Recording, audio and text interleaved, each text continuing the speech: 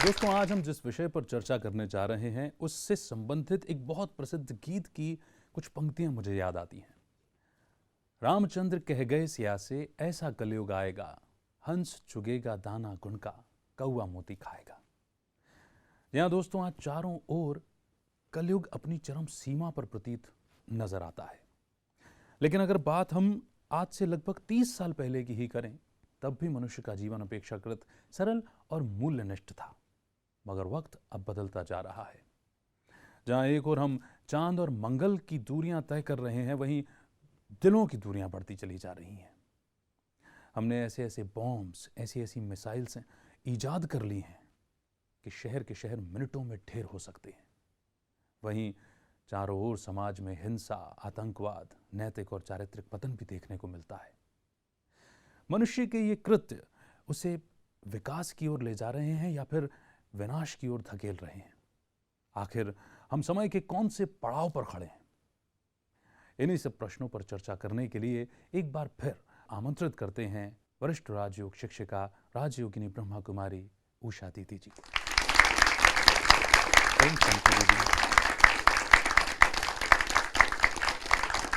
दीदी, इस मंच पर आपका फिर से स्वागत करते हैं।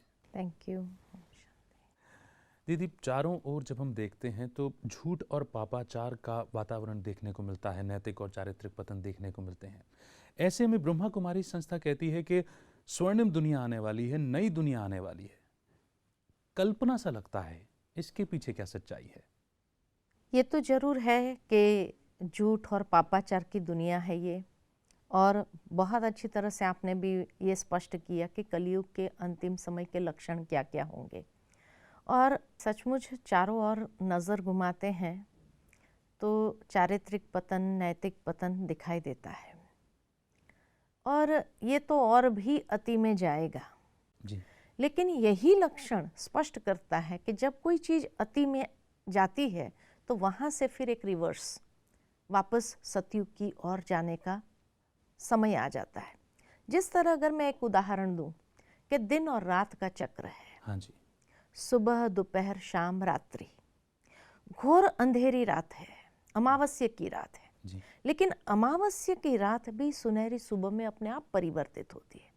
कोई मनुष्य का काम नहीं है उसको परिवर्तन करना। कुदरत की रचना में ऐसी सेटिंग है जी। कि कितनी भी घोर अंधेरी अमावस्या की रात हो लेकिन सुनहरी सुबह में अपने आप बदलती है। जी।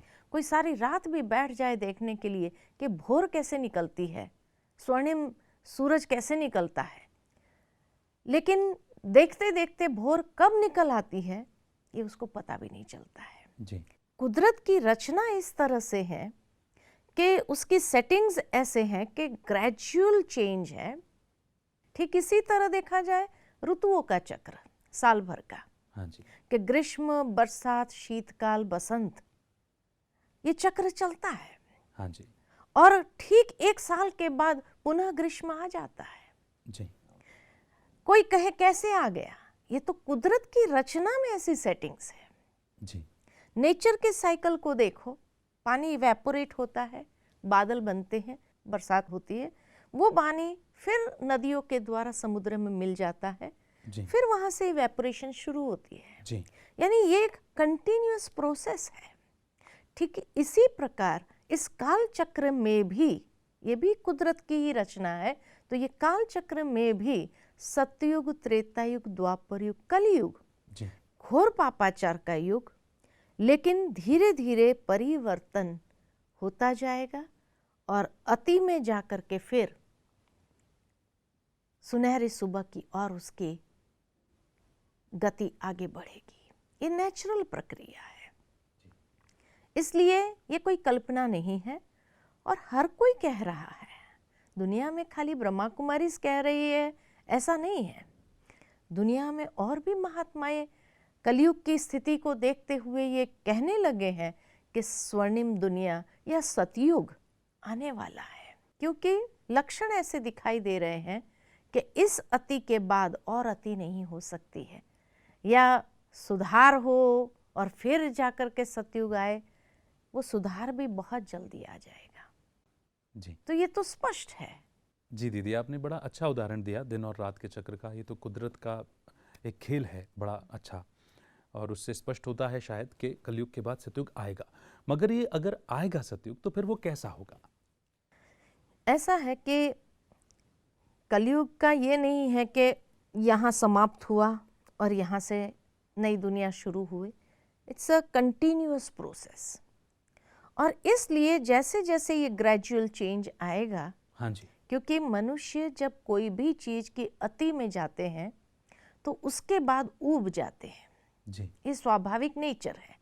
और जब ऊबते हैं तो उनकी मानसिकता में परिवर्तन आता है, और उस परिवर्तन से ही मनुष्य के मन के संकल्पों में परिवर्तन आया तो प्रकृति में भी उसका इफेक्ट दिखाई देता है, तो उस पर भी परिवर्तन आता है। और इस तरह से सतयुगी दुनिया जब आएंगी तो वहाँ प्रकृति भी सतो प्रधान, मनुष्य आत्मा अपनी सात्विक स्थिति में होंगे, जी और पशु पक्षी सभी अपने सात्विक सतो प्रधान स्थिति में होंगे, और जिसके लिए हर प्रकार से चारों ओर देखेंगे तो संपन्नता नजर आएंगी। जी प्राकृतिक रूप से भी संपन्न हो जाएंगे, तो मनुष्य आत्मा के जीवन के अंदर जो वैल्यूज है उससे भी वो संपन्न हो जाएगा। दी, आपने सतो प्रधानता कहा, इससे हम क्या समझ सकते हैं? सतो प्रधानता का मतलब है कि आत्मा का ओरिजिनल स्वरूप 7 गुणों का है, जी और 7 गुणों का है जो बहुत ही प्योर जिसको कहा जाए। जी और ये 7 गुण शांति, आनंद, प्रेम, शक्ति, पवित्रता, ये 7 गुण इतने सुंदर आत्मा के अंदर है तो वो अपनी फुलेस्ट स्वरूप में होंगे। जी मनुष्य आत्मा में वो फुल रूप से विकसित होंगे। जी दीदी, आप जब ये बात बोल रहे हैं तो बुद्धि स्वीकार करती है कि एक चरम पर पहुंचने के बाद मनुष्य को परिवर्तन लगता है कि उसे चाहिए। और जो सतो प्रधानता आप बता रहे हैं, यानी कि वहाँ पर रहने वाली जो आत्माएं होंगी, उस युग की रहने वाली आत्माएं होंगी, वो इन गुणों से भरपूर होंगी। जी दीदी, आप जो एक्सप्लेनेशन दे रहे हैं उससे रिलेटेड कुछ जिज्ञासाएं हमारे दर्शकों के मन में भी है, उनसे कुछ प्रश्न पूछ लेते हैं। नमस्ते दीदी जी, मेरा नाम विभव है और मैं केंद्रापड़ा उड़ीसा से हूँ।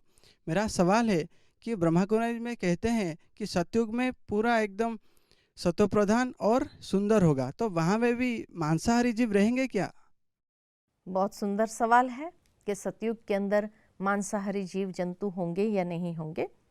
लेकिन जो अब तक का एक गायन है शास्त्रों के अंदर ही, कि जहाँ दूध घी की नदियाँ बहती हो, जहाँ शेर और गाय एक घाट पर पानी पीते हो, यानी आप ये कल्पना कर सकते हैं कि आज अगर शेर और गाय को अगर एक स्थान पर साथ में रखा जाए तो जरूर वो हिंसा करेंगे, मार डालेंगे गाय को। लेकिन सतयुग के अंदर जब मनुष्य आत्मा अहिंसक स्वरूप में होंगी, संपूर्ण सतोप्रधान स्वरूप में होंगी, तो उसके ही वाइब्रेशन का प्रभाव, क्योंकि कलयुग में भी हम ये देखते हैं कि मनुष्य के वाइब्रेशंस का प्रभाव ही पशु पक्षियों पर भी होता है और प्रकृति के ऊपर भी होता है। तो इसीलिए आज मनुष्य हिंसक बन गया तो उसके वाइब्रेशन ही पशु पक्षी को भी भयभीत करता है और हिंसा के लिए उसको जैसे प्रेरित कर देता है। ठीक इसी तरह जहाँ आत्माएं दिव्य स्वरूप में होंगी तो वो दिव्य स्वरूप ऐसा है कि जिस कारण से प्रकृति और पशु पक्षी के ऊपर भी वो वाइब्रेशंस, कि वो शेर और गाय घाट पर पानी पीने के बाद भी वो एक दूसरे को हार्म नहीं करेंगे या एक दूसरे के ऊपर अटैक नहीं करेंगे, या भय से वो गाय भी भागने का प्रयत्न नहीं करेगी। यही गायन है। जी दीदी, और आपने जो एक्सप्लेनेशन दिया उसके कुछ प्रतीक तो हमने भी पढ़े हैं।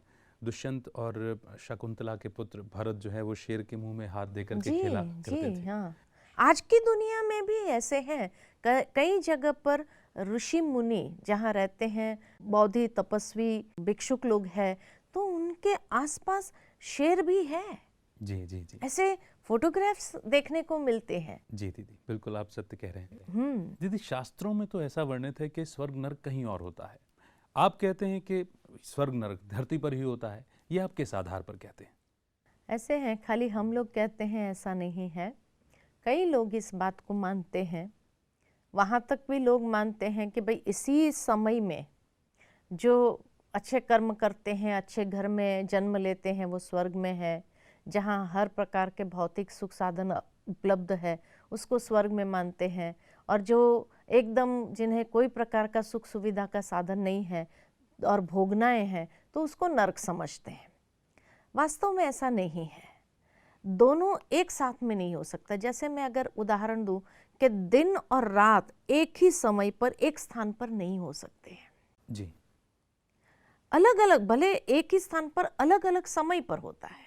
हाँ जी, जब दिन है तो रात नहीं है, रात है तो दिन नहीं है। जी, ठीक इसी दुनिया में जब कलयुग है तो उस समय स्वर्ग नहीं हो सकता है, जी, और जब सतयुग है तो उस समय कलयुग नहीं हो सकता है। दोनों का अपना अपना समय काल चक्र के अंदर निश्चित है। तो जब कलयुग है तो इसी दुनिया को कहा जाता नरक है, जी, क्योंकि अनेक प्रकार की भोगनाएं मनुष्य भोगते। आज भले किसी के पास भौतिक सुख सुविधा के साधन भी हो, हाँ जी, लेकिन सुख माना क्या? सुख स्वर्ग में हर प्रकार का सुख है। तो सुख का मतलब है जीवन में 4 प्रकार के सुख है। जी, तन का सुख, मन का सुख, जन का सुख और धन का सुख। कलयुग के अंदर ये चारों प्रकार के सुख किसी के पास नहीं है। किसी का तन स्वस्थ होगा तो मन उलझनों में फंसा होगा, अनेक प्रकार के स्ट्रेस में होगा।